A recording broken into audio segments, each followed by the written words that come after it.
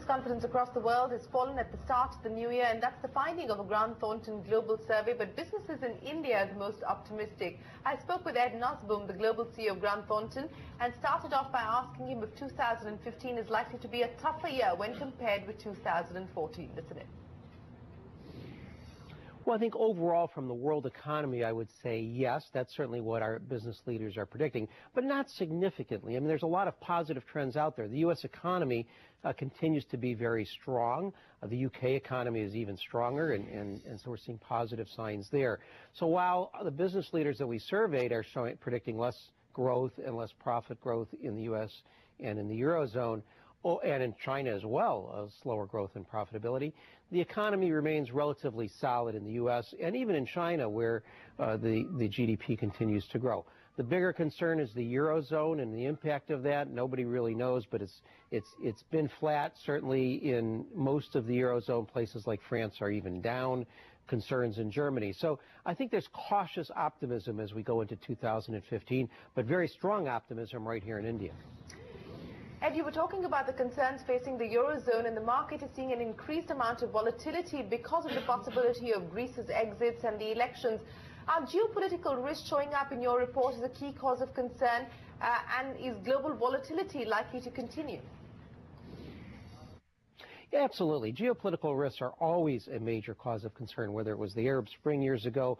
The current government in France has certainly hampered business, and we see a lot of negative reaction to the policies of the government in France from clients and from these surveys. In Greece, there's a level of uncertainty. Actually, southern Europe, southern part of the eurozone, remains more positive than it has been in the last few years. So Greece, Italy, Spain have actually moved up in the rankings, despite some of the political changes, potential changes. But as you know, elections cause uncertainty and concern, and that makes everybody nervous, and they can go in different directions, and it's hard to predict where Greece will go. Now, personally, I don't think Greece will exit the eurozone. I think that would be bad, certainly for the business community. It would be bad for the entire eurozone business community. And so I think, hopefully, I'm hopeful that level heads will prevail and that Greece will remain in the eurozone. The Greek population will want to remain, and the rest of the eurozone will want to keep them in there, because if one country like Greece exits the eurozone, it'll create a havoc and even greater uncertainty, and so that will cause greater concern and be adversely affecting the economy throughout the eurozone. And if we do indeed see the crisis in Europe worsening, and there is a global risk of, on account of the kind of uncertainty and volatility that persists, what happens to funds coming into emerging markets like India? We've seen our equity markets reacting to global cues and global equity markets. Do you see that kind of volatility in the short to medium term continuing on account of a global risk-off trade?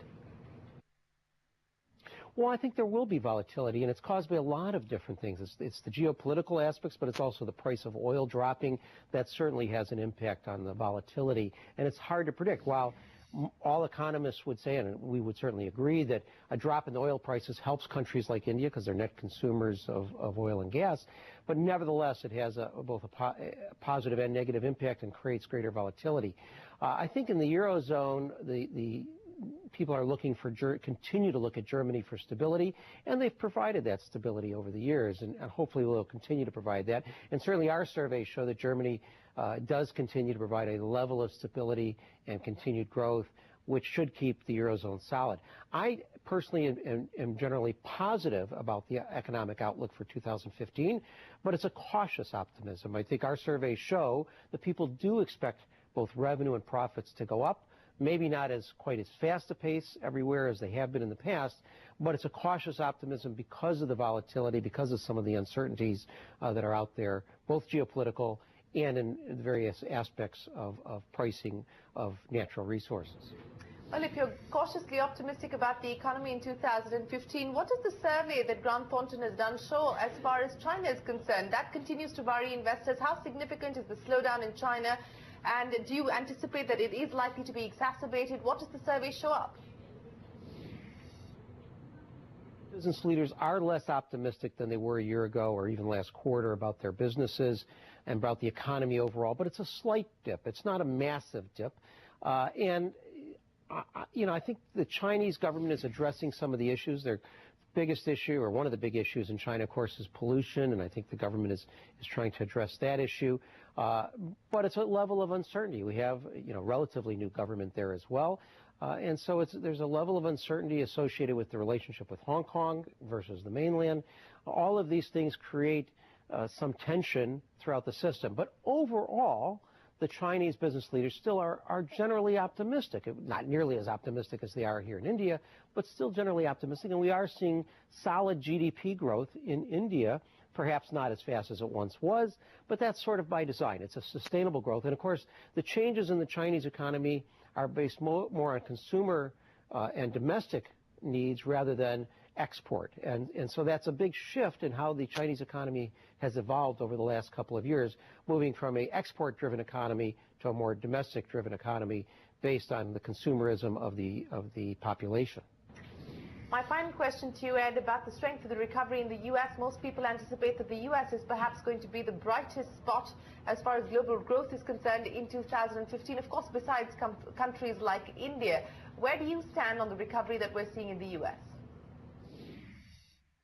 Well, I am very optimistic about the growth in the U.S. I'm originally from the U.S., although I live in London now, where Grant Thornton's headquarters. But we're seeing in our U.S. operations a lot of enthusiasm coming out of the businesses in the U.S.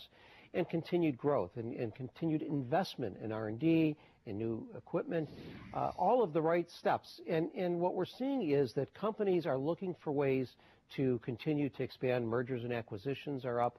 And so the U.S. economy, again, it's cautious optimism, but the drop in the oil prices helps most manufacturing. And the big indicator of how well economy is doing is job growth. Job growth is a big issue for India, not just now, but over the next 20 years. It's a big issue in the U.S., and we've seen a consistent pattern of new job creation in the U.S., and I think you'll continue to see that throughout 2015. Nobody has the perfect crystal ball on what 2015 will look like, but certainly I'm personally optimistic about the direction for the U.S. economy in 2015. Whether it's sufficient to bring up the rest of the world in other countries is yet to be determined. I think the world is completely integrated today, and no single country, even the U.S., can dictate what's going to happen throughout the world. So we need to see all of the economies in India, in the U.S., and throughout the world continue to go up together. All right, so that's an optimistic voice coming in on India. Grant Thornton over there. Time for a quick break, but coming up on the other side, German drug maker Merck's Life Sciences division hopes to benefit from the global regulatory troubles which are plaguing Indian pharma companies. We'll tell you how on the other side.